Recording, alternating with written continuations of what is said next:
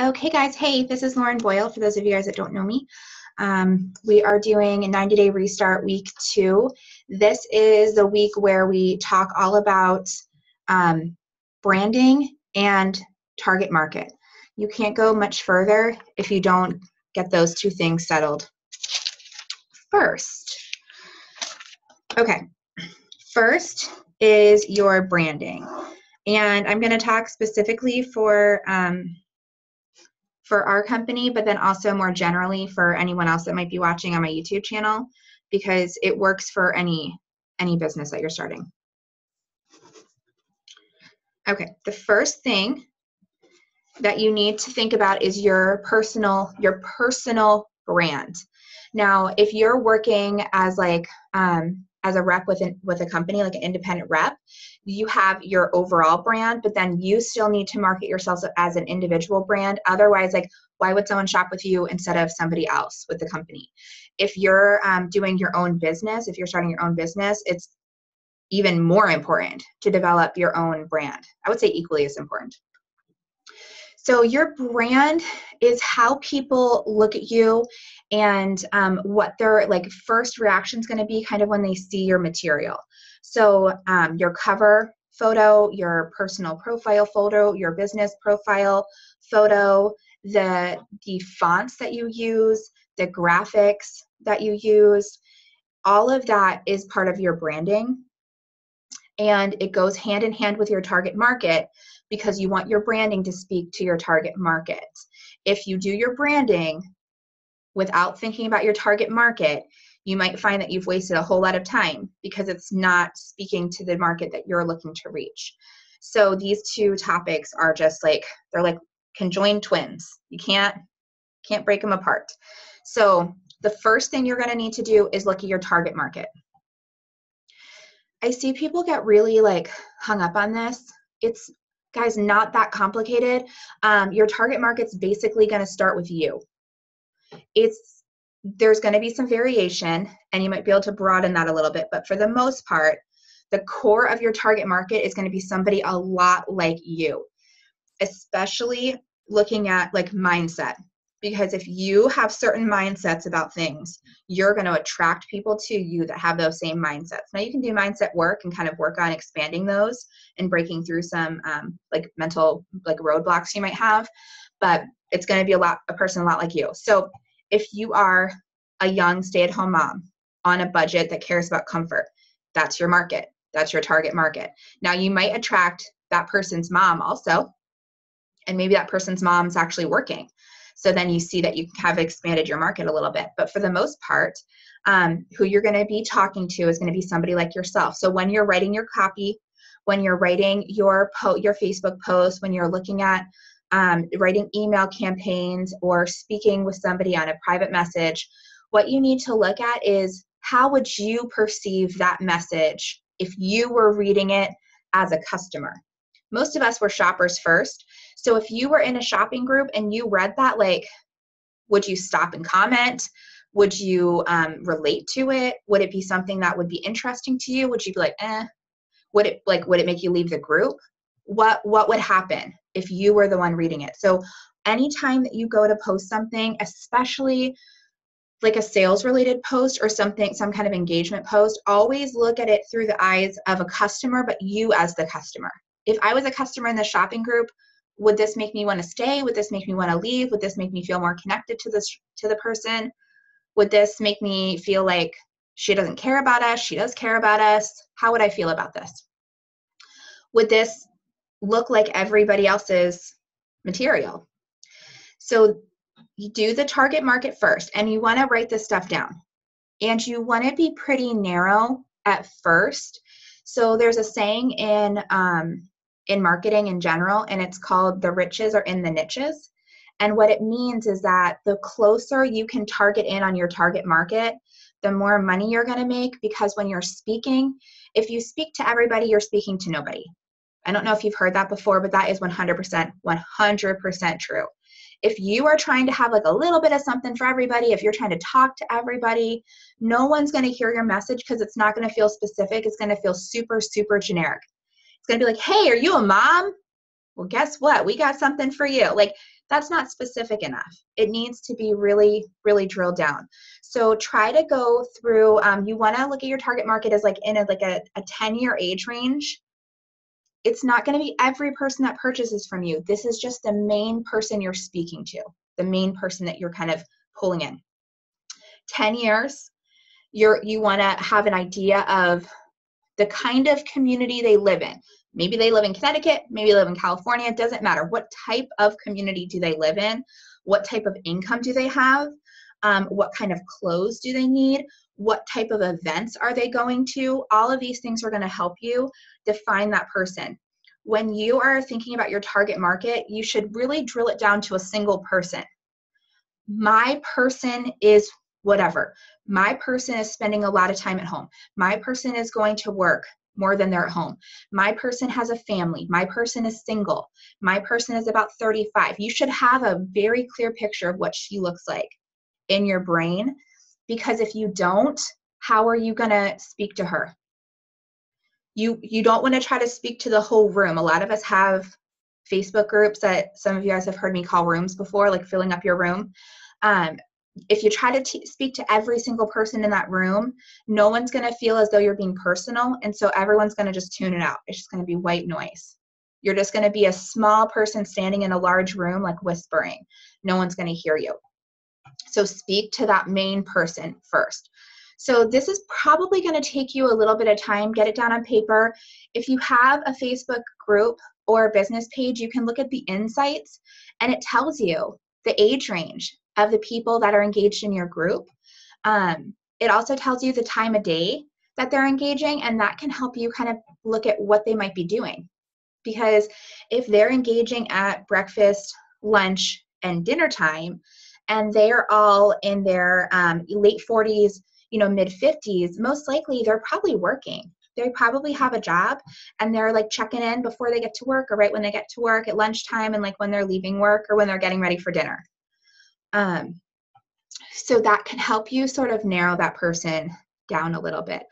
Also, the size is going to be sort of important here too. What's your target market look like size range? Is it a plus size lady, or is it a smaller client? I know I'm in Alabama, and if I focused on an in-home market, these girls are tiny down here. They would be double extra small all day long. But I find that my customers online tend to be more plus size. They tend to be more, large through 2X tends to be my largest sellers. So you want to look at what you have. Now, a good way to do this is if you typically buy a size run in a product, if you go onto your party site and you go to your party site so you can see all your inventory. If you click on each size, it'll tell you how many pieces you have in that size. And if you write that down, you should get a feel for how off kilter you are. And if you've always bought a size run, you should be able to tell if you're not really getting rid of a particular size. And then you can kind of see where your people are probably falling. A lot of people probably have the standard small through large range, or medium through extra large. I see tends to be a range I see a lot. So get your target market, which is basically a person. Try not to think about it so much as a group. Try to think of her as an individual person. Then the fun part, I think, is the branding, because this is where you get to have some arts and crafts time, basically.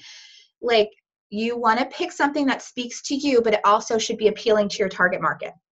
So if your target market has a moderate income and she's a stay-at-home mom, something super high-end and glitzy probably isn't going to really speak to her and speak to the brand that you're bringing her, because you're probably bringing her leggings and tunics. And so not necessarily luxury products. You don't want to position it as a bargain by any means, but not luxury goods either. So make sure that your branding sort of fits in with who you're defining as your target person, but then also speaks to what kind of product you're providing them. So that's going to be really important. 2, you want to really like it and enjoy it, because you're going to be looking at it all the time. It should also be simple enough, or should have some kind of simple component so that you can use the components in your branding and marketing materials across all of your social media platforms and like your newsletter. So don't do something that you can't duplicate over and over and over again. Anytime you send something out, your customer should know immediately that it's from you. A really easy way to do this is to stick your picture on stuff. If you can get your picture front and center, that's going to be the simplest way for the customer to be like, oh yeah, it's Lauren. Oh yeah, it's Tammy. Oh yeah, it's Felicia. But also combining that with something that's special to you.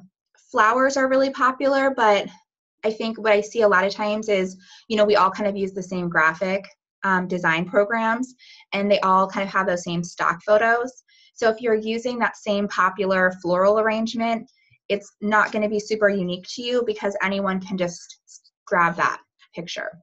This might be something where it's worth, you know, $12 to hop on Etsy and find somebody to do a real simple little, you know, design for you. So you kind of have your little watermark, you know, branding that you can kind of stick on your pictures. You might want to do something like that. And then just be really consistent that every time you post anything to social media or to, if you're doing a newsletter and your business cards, all of that should have the same feel. If your business cards are pink and the rest of your branding is black and red, not cohesive. I would do something that you can live with for at least a year. Because if you rebrand more than once a year, it's going to be super confusing to your customers and to your group. They're not going to form that bond with your brand, and they're not really going to understand. It's going to feel confusing for them. It's going to be like every time they see something from you, it has a different business card in it. So try to stick with something that you can kind of take a hold on for at least a year.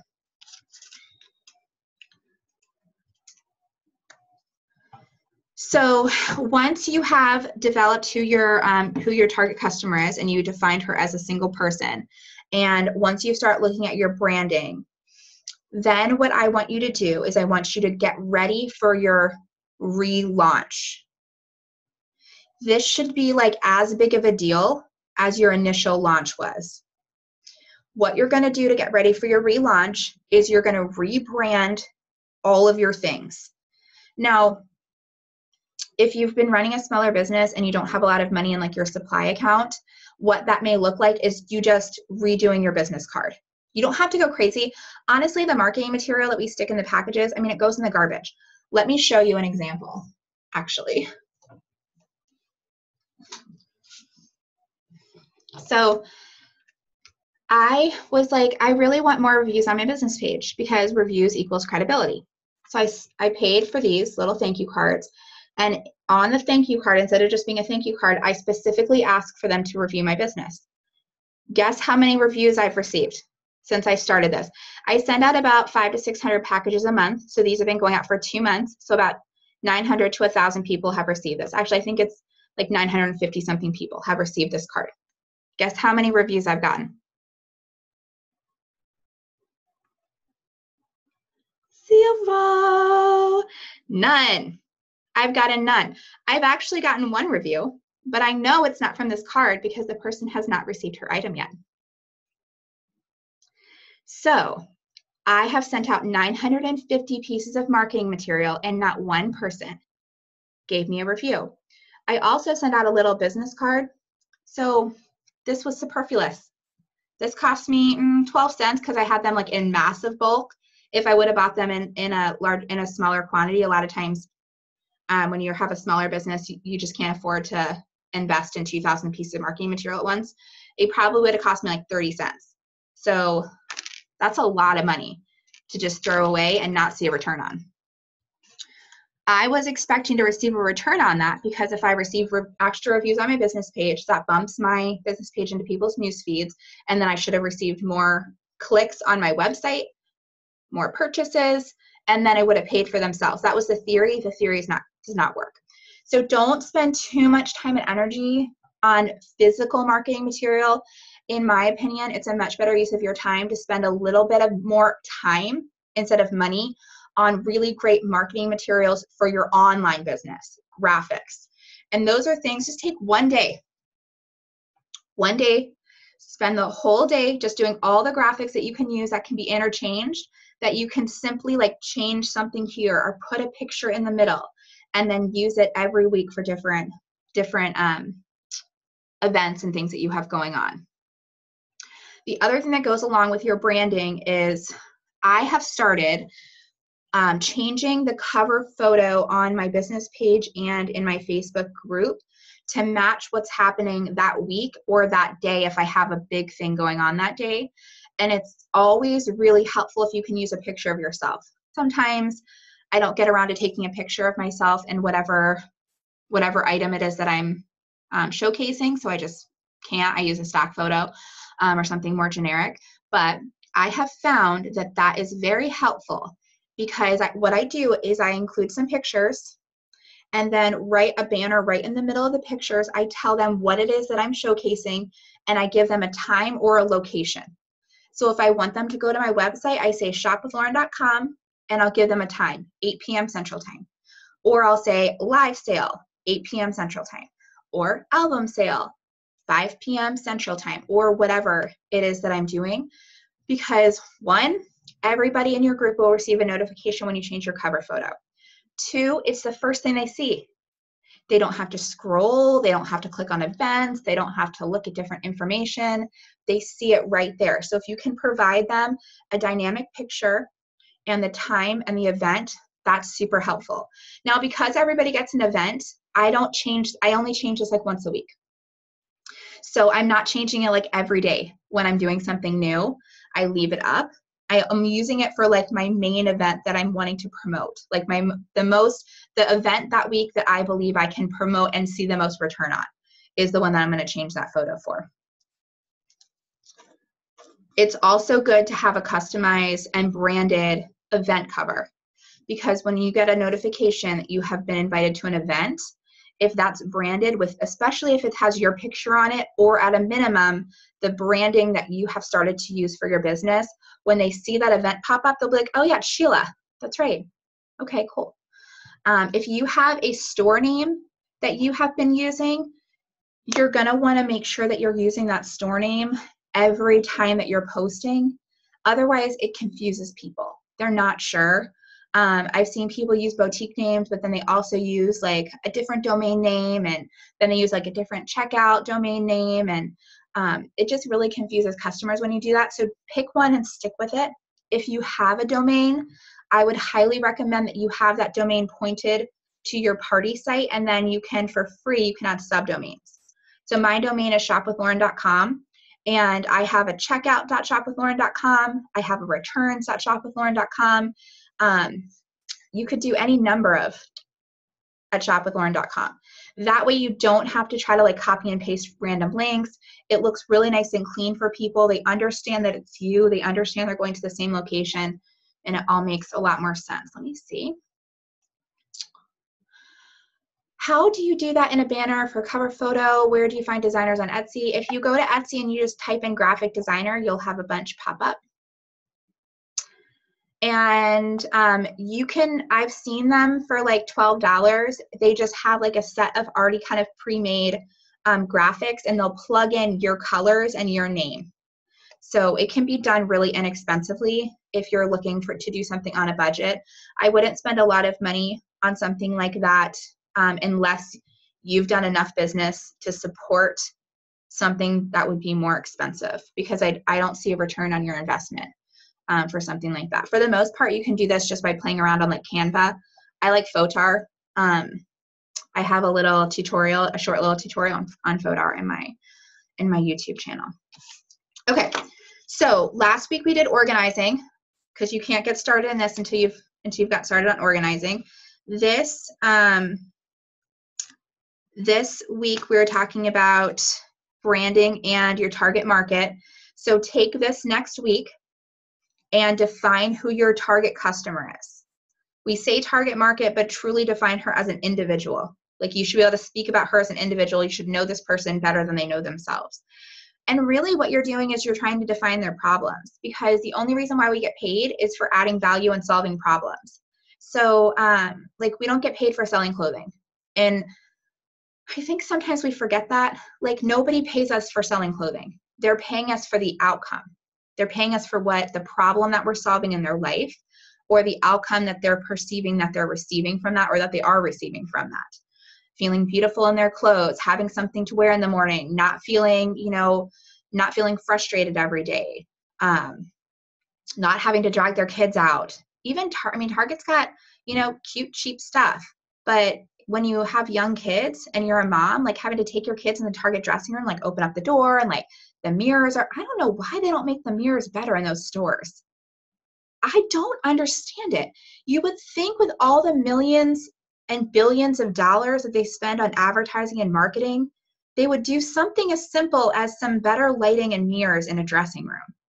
But every time I wear something in a dressing room, I feel terrible about myself. And everybody does. Nobody wants to try stuff on in a dressing room. So that's the problem that you're solving for them.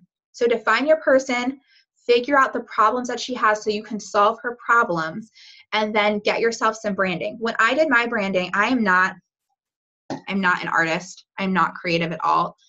And it's just like, it's not my thing. I don't. I know what I like and I know what I don't like, but it's just, I don't know how to do it. So I did black and white and gold stripes because number one, I thought it was like kind of like classy. Plus I've always kind of done like a black and white thing. And two, most importantly, I can recreate this anywhere so easily. I can just go on any sort of graphic site or app or anything and just stick black and white stripes on something. And bam, everybody knows that it's mine. So I did, and like these are from two separate places, but I was able to make them look so similar because all it is black and white strips with little gold edging. You know what I mean? And then see, I always put my picture on stuff because right now, when we're talking about direct sales or network marketing, like the only thing that makes you different from me is like us as a person. So I always want my picture to be on everything. That way there's no confusion who they bought something from, where they're shopping or anything like that. So yes, I like the black and white stripes, but I did it because I can easily duplicate it across any sort of social media platform. So super simple, and it's really makes my life a lot easier. Okay, I'm going to wrap it up for the recording part of it. I am going to end the recording, unmute you guys so that you can ask specific questions, and then that will be the end for this week. Okay.